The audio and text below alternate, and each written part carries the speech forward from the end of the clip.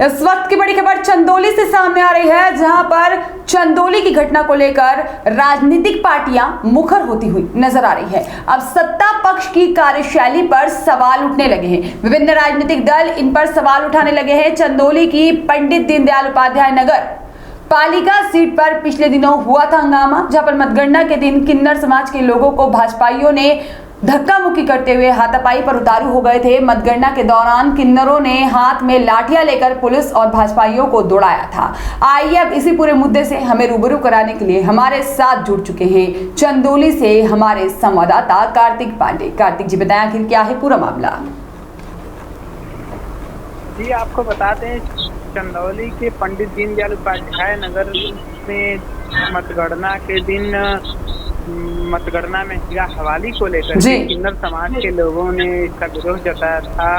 वहीं जो है भारतीय जनता पार्टी के लोगों ने रिकाउंटिंग कराने की मांग की थी, लेकिन वहां किन्नरों ने लाठी डंडा लेकर के और जो है कपड़े उतार करके सड़क पर आए और वहां पर पुलिस को वहां से खदेड़ा। उसके बाद भारतीय जनता पार्टी के कार्यकर्ताओं और पदाधिकारियों को वहां से खदेड़ा।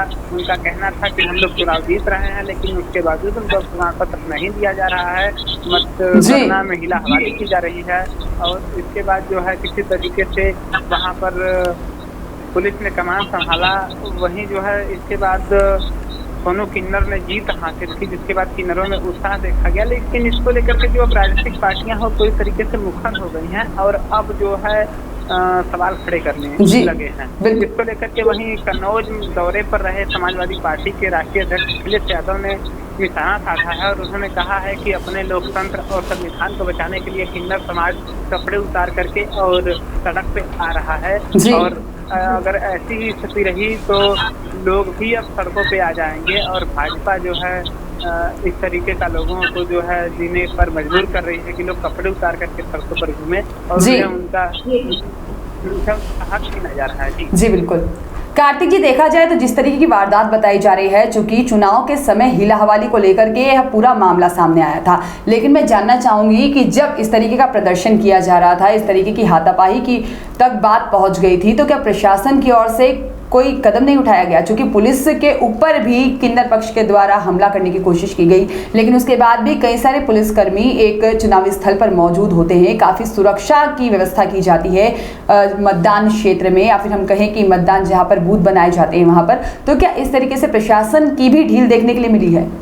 जी बिल्कुल, प्रशासनिक सुरक्षा में यहाँ पर काफी लापरवाही बरती गई है। यहाँ भारी संख्या में पुलिस बल मौजूद नहीं था, कुछ ही पुलिसकर्मी मौजूद थे, जिसके बाद भारी संख्या में किन्नरों का समूह वहाँ पहुंचा और हीला हवाली का आरोप लगाते हुए प्रदर्शन करने लगा। जब प्रशासन उन्हें हटाने की कोशिश की तो प्रशासन पर भी वो टूट पड़े और भाजपा के और अन्य लोगों पर भी वो कई समाजसेवियों पर भी टूट पड़े और जो है उन्होंने लाठी लेकर के उनको खदेड़ना शुरू कर दिया। इससे जो है पुलिस वहाँ की भाग खड़ी हुई।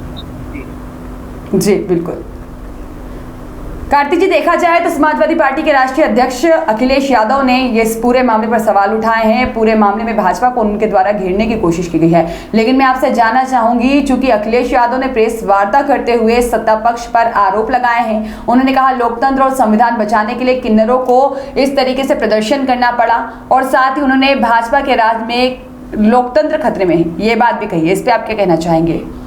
जिस तरीके से अब ये पूरा मामला जो है राजनीतिक तुल पकड़ा जा रहा है और सभी पार्टियों के राजनेता इसको जो है सत्ता पक्ष के लोगों को घेरने की कोशिश कर रहे हैं और जिस तरीके से अखिलेश यादव ने इस पर सवाल खड़े किए हैं और घेरा है, तो ऐसा लगता है कि अन्य राजनीतिक पार्टियां भी इसको घेरने की कोशिश कर सकती हैं और आगे जो है ये मामला तुल पकड़ता हुआ नजर आ रहा है।